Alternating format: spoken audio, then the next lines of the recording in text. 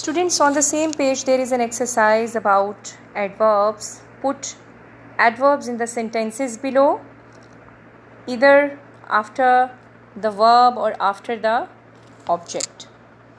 So they have given us only 3 phrases and they want us, or 3 sentences, they want us to put adverbs with them. You will do this exercise by yourself. For example, he slept.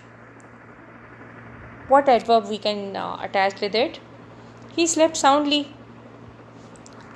And he went back. He went back immediately.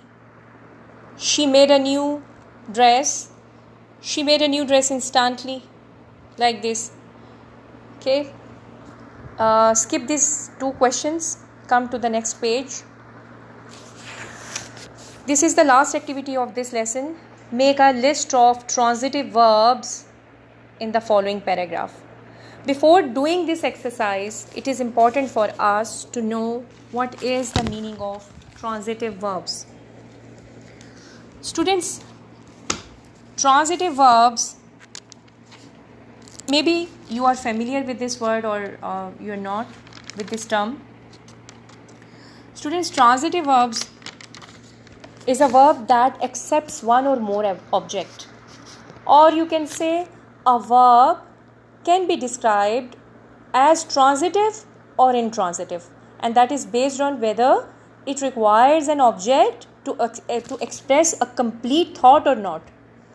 You know, the presence of object in a sentence let us know that the sentence is conveying complete thought. How? For example, if I will say, please bring coffee, what is in this sentence? The verb bring is transitive. Why? Because its object is coffee. And the thing that is being brought, okay, without an object of some kinds, this verb cannot function. If we will say, please bring, do you think that this is conveying full sense? No, it is not. So, in transitive verbs, there is always an object, and in intransitive verbs, there is no object. That, as I have mentioned in this example of please bring coffee. Here, the coffee is our object, and if we will say it like please bring, so this is you can say little information about something. So what we are going to do here? They want us just to mention the transitive verbs in the following paragraph. Okay. So while doing this, just keep your mind in the thing that either the sentence has its object or not. Okay. So once there was a boy. This is transitive. Why? Because was, which is the verb of the sentence, is talking about the boy. So the boy is the object of this verb. So I have circled it because it is transitive verb. He lived in a huge forest. There is no object. Okay. His house was a very small. Was is a verb, but it is not transitive because it is not having direct object. And his mother and father lived there too. Again, in this whole sentence, there is no object. Okay. They have underlined the verbs. Okay. But they want us to know them, to let them know that these verbs are transitive or not. Okay. One day he walked down the path. Again, this is not transitive because object is not clear. Suddenly he saw a tiny snail.